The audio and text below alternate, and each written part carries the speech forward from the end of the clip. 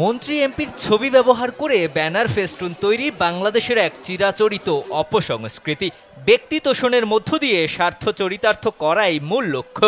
যুব ও ক্রীড়া উপদেষ্টা আসিফ মাহমুদ সজীব ভুঁইয়া সেই সংস্কৃতি থেকে বেরিয়ে আসার আহ্বান জানিয়েছেন ক্রীড়াঙ্গনকে। যুব ও ক্রীড়া উপদেষ্টা আসিফ মাহমুদ যে প্রথাগত রাজনীতিবিদদের মতো নন, সেটার প্রমাণ এরই মধ্যে দিয়ে তিনি দিয়েছেন।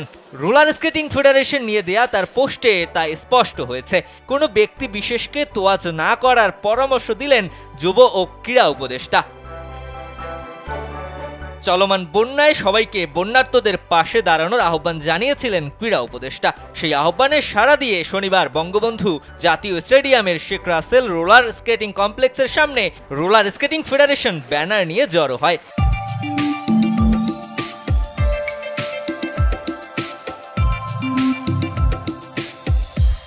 ফেডারেশনের সাধারণ সম্পাদক আহমেদ আসিফুল হাসান ক্রীড়াভিত্তিক একটি গ্রুপে বিজ্ঞপ্তি ও ছবিও দিয়েছিলেন। সেই ব্যানারে যুব ও ক্রীড়া উপদেষ্টার বড় ছবি ছিল।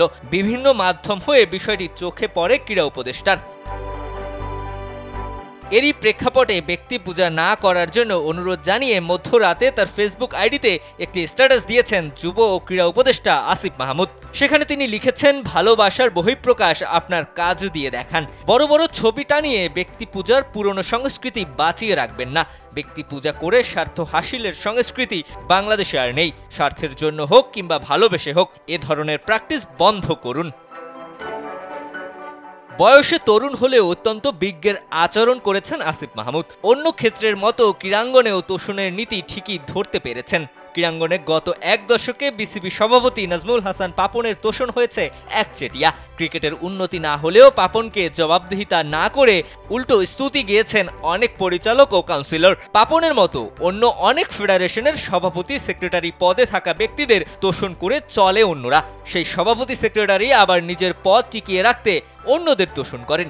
এমনভাবেই চলছিল দেশের ক্রীড়াঙ্গন। এবার সেই ধারা থেকে বেরিয়ে আসার আহ্বান জানালেন নতুন যুব ও ক্রীড়া উপদেষ্টা আসিফ মাহমুদ সজীব ভুঁইয়া। দিবাকর চৌধুরী, কালবেলা।